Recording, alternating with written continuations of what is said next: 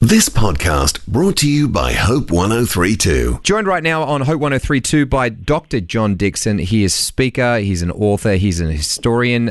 Two brand new books out called The Doubter's Guide to the Bible and the Ten Commandments. Thanks for joining us, John. Hey, always good to talk to you guys. John, listen, we've got a couple of deal breakers that we often come up with in conversation, maybe with friends or maybe in the schoolyard, and I'm hoping that you can give us some wisdom on it. I'm willing to give it a go. Okay, so the first question that often gets asked is, science and God are opposed, or does evolution actually disprove the theory of creation? How would you answer that, mate? Look, I think with any question that's asked, you have to concede that there's something to it. You know, Sometimes Christians have been a bit anti-science, and I always think to respond with a bit of honesty is important. But in terms of the actual issues, I'm of the view that Christians can disagree over evolution. Sensible, godly, Bible-believing Christians have different views on that. But in terms of the science God thing, I reckon it's a lot clearer. Science only strengthens our belief in God for the simple reason that the more science discovers, the more it is clear that our universe is not accidental. It is rationally ordered, that the elegant mathematics work at the tiniest level right out to the massive universal level. And that is the principal argument for God's existence that philosophers have employed for years. It's precisely because we live in a rational, ordered universe that there must be a rational mind behind it. In other words, every time science discovers how something works, what they're actually discovering is how our universe is beautifully, elegantly, mathematically ordered. That just points to God. Every scientific discovery that's a real discovery, Christians ought to be able to say, fantastic, more of God's wisdom is discovered. I think kind of macro-micro here. So on a macro level, you might be able to witness that. But on a micro level, isn't faith just irrational and emotive, and there's not really much evidence to back up the Bible? Well, that's one way people use the word faith. I think it's an unfortunate way. The Oxford English Dictionary, which is usually the authority on that language that we speak, defines faith as a belief based on evidence, testimony, or authority. In other words, faith isn't the opposite of evidence and testimony. Faith is reasoned. It's based on good evidence. But obviously, when you trust something or someone, not every aspect of your trust is proven. You might have good reasons to trust someone, and that's enough to sort of, put your faith in them. So, we're exercising faith every time we walk into a doctor's surgery, and trust them with our well-being. What we're doing is we're trusting that they are an authority, that they've got the documentation, and so on.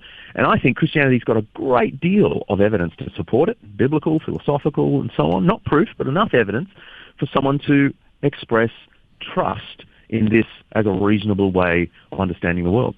Okay. So along that idea of trust, and you say that God is living, he's active, he's participating in all our lives. If God is real, then why is there so much suffering and hardship and persecution that we see going on around us? Look, this is the age-old question, and I don't think anyone should rush too quickly to sort of, defend God on this, because if someone's actually experienced suffering, it doesn't matter how philosophically tight our answer, it's going to seem irrelevant. Philosophers long ago came to the agreement that suffering doesn't disprove the existence of God, because in order to use suffering to disprove God, you'd first have to show that God couldn't have good reasons for allowing suffering to continue. And until you can prove that he doesn't have good reasons, you can't use suffering as proof that he doesn't exist. Now, philosophers are pretty much in agreement on that one, but that doesn't help someone who's really going through suffering. And so this is where I think the Christian faith has a wonderful, utterly unique approach, because it says two things, really. Even if we can't explain why you're suffering right in this moment, God has promised a wonderful future where he's going to resolve the pain.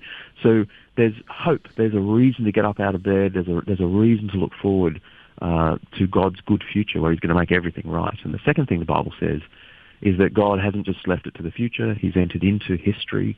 He's suffered injustice and insult and betrayal of friends and ultimately torture, agony, and a final breath on the cross. So the God we bring our questions to is a God who himself has wounds. And that's something no other tradition, no philosophy, no religion can offer. A God who understands our pain because he's close, because he's experienced it. Okay, yeah, that's good. That's good. A question a lot. If God is so good, following Christ is so fantastic, then why are Christians such a bunch of self-righteous hypocrites? Because sometimes we are. Yeah. I mean, it's just a reality. And at the Centre for Public Christianity, we're doing a documentary, you may have heard, about the best and worst of the Christian faith. And there's nothing like, being a student of history to realise that there are a lot of bodies buried out there in Christian history. So I think we can, again, acknowledge that there is something to this. Christians have been self-righteous, they've been hypocrites. The thing that I keep coming back to, though, is that Jesus wrote a beautiful tune, and just about everyone agrees with this. His tune was, love your enemies, do good to those who hate you, and he took it all the way to the cross, where he loved his enemies and gave himself for us. And Christians have sometimes sung that tune beautifully, in tune. Sometimes they've sung it very poorly.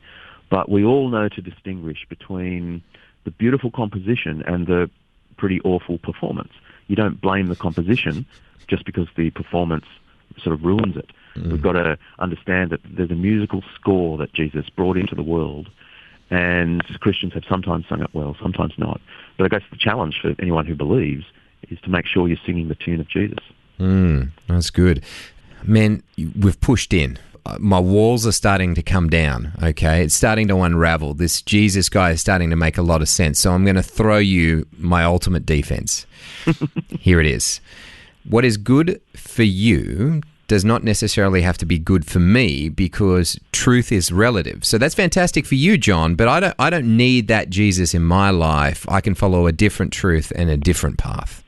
Yeah. People say it like it's something we invented, recently at a party over a glass of Chardonnay. But it's a really old idea. It goes right back to the 5th century BC with a philosopher called Protagoras. And he's the guy who said, things are for every man what they seem to him to be. In other words, what's true for you is true for you. It doesn't have to be true for me. But in the next century, Plato pointed out that the statement is kind of illogical, because if it's true that things are only relative, does that include Protagoras' idea that things are relative? In other words, if Protagoras' claim is true, it proves that it's false, because he's claiming one truth, that everything's relative. So you can actually tie yourself up in a completely self-contradictory idea. As soon as people say there's no such thing as genuine truth, you ask, is that a genuine truth? The statement you just made.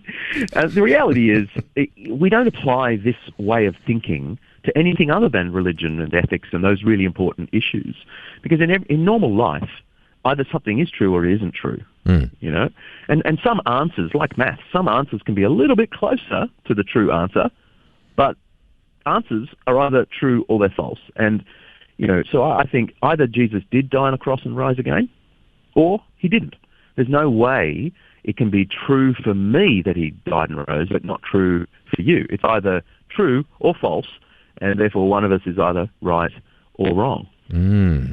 Okay, you've defended the perspective, but now I need you to defend the book, because let's do a little bit of historicity and a little bit of authenticity. The Bible seems to be composed over thousands of years by multiple different authors. Not only that, there seems to be a big old pause between the Italian prophet Malachi, and the New Testament, and then all of a sudden the New Testament picks it up again with a whole bunch of different authors. It doesn't seem to be settled until much later. How can we at all, in any way, shape or form, trust the Bible? Well, I think one of the clues to why we can trust the Bible is actually contained in your question. It's astonishing that by well over a millennium, multiple authors in diverse historical settings, in different languages, have in the end told a remarkably unified story. Anyone who patiently tries to understand the Bible from Genesis to Revelation will perhaps get the impression that this was beautifully composed so that the beginning corresponds to the end, that the middle part is the pivot point and all this. You'd think that it was sort of micromanaged because it hangs together so beautifully. But we know it wasn't. We know that there's a vast array of collected documents from different periods of different authors, but it tells a remarkably unified story. That's one clue. The other clue is historical evidence.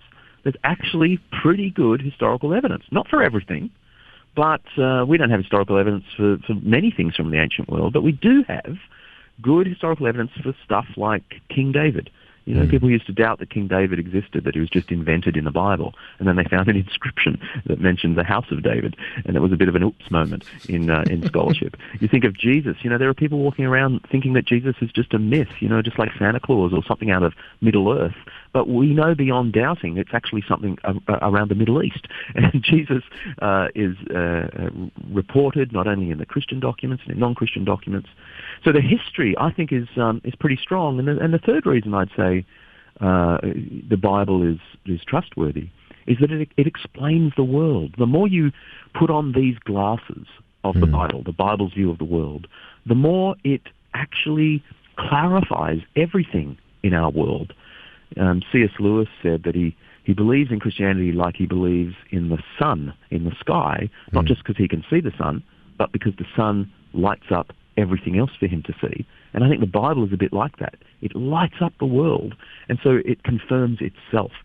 And then, of course, you know, if you read the Bible and you put it into practice, it changes you. This book it's like it's alive. It's not just a thing in your head, it's a thing in your life. And so, you know, in the end, I read my Bible, and I really, I think there are good reasons to trust it. And when I do, I find it transforming me to be less of a jerk. Okay. Follow-up question. It seems, given modern cultural context, that the Bible is particularly outdated, especially on the subject of relationships and marriage, and Christians seem to fire up with all these old-timey debates.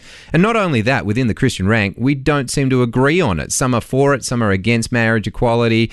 There's a broad spectrum, but why do you hate love? Why do you hate marriage coming from Scripture? I think... first thing is the Scripture makes perfectly clear that we should be able to have a civil conversation around these difficult topics. That, however, whatever view we come to, whatever view our world comes to, we can walk in this world and speak in this world with generosity of spirit and holding our convictions, but with compassion. Conviction and compassion seems to be the way Jesus did it. And Jesus was, you know, full of conviction. I mean, his views on marriage are the traditional views, actually the same views that the Romans had, the Greeks had. His view was clearly that marriage is a man and a woman. But he held that with such compassion so that when he met a woman who'd committed adultery, for example, who'd sort of broken that marriage bond, he, on the one hand, asked her to leave her life of sin. On the other, he said, I don't condemn you, and offered her forgiveness. And I think it's a pretty good model, not just for issues of marriage, but for every topic, for a Christian to think about Jesus having deep convictions about what is real and deep compassion for those who disagree. And I think if you move in the world with those two things, don't give up your biblical convictions, but hold them with compassion. I think we have a recipe for getting on in the world and being a blessing to the world instead of shouting the world down or seeming to be a negative influence in the world. Okay, I'm going to be a little bit fatalistic here right now. If God knows everything, like he seems to suggest, and not only that, he seems to have it all worked out, then what's the point in praying or talking to him at all?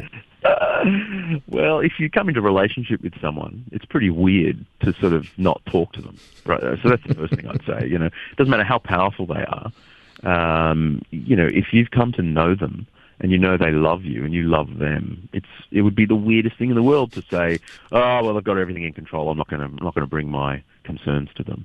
So that's the first thing I'd say. But the second is, I love the insight of Blaise Pascal, that 17th century French mathematician and philosopher, and he was asked this question, you know, what's the point of prayer? And he said something to the effect of, God invites us to pray because he wants his creatures, us, to have the dignity of causality, by which he meant allowing us to participate in the unfolding work of God. So God doesn't just decree things and they happen. Part of his governance of the world is to allow his children to ask him to do things, and he, in prayer, gives us the dignity of being the reason he does things in the world in response to our prayers.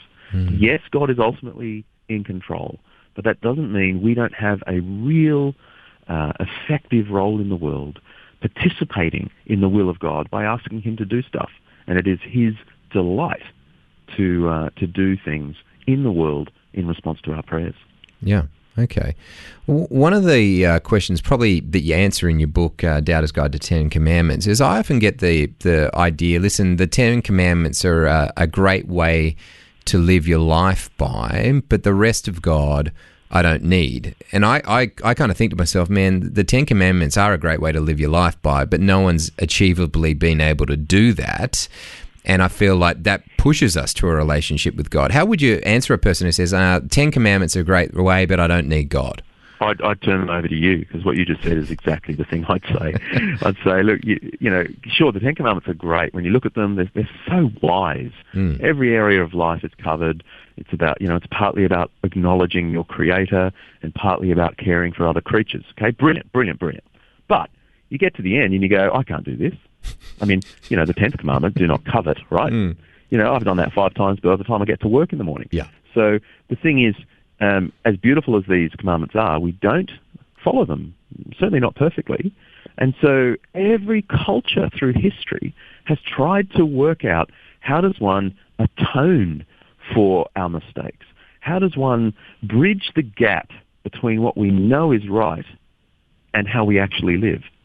And so, lots of religions have developed with all sorts of, sacrificial systems or good works systems to outdo your bad deeds by doing more good deeds and so on. But Christianity's answer is clear, beautiful, and unique. It says, you can't fulfill these commandments.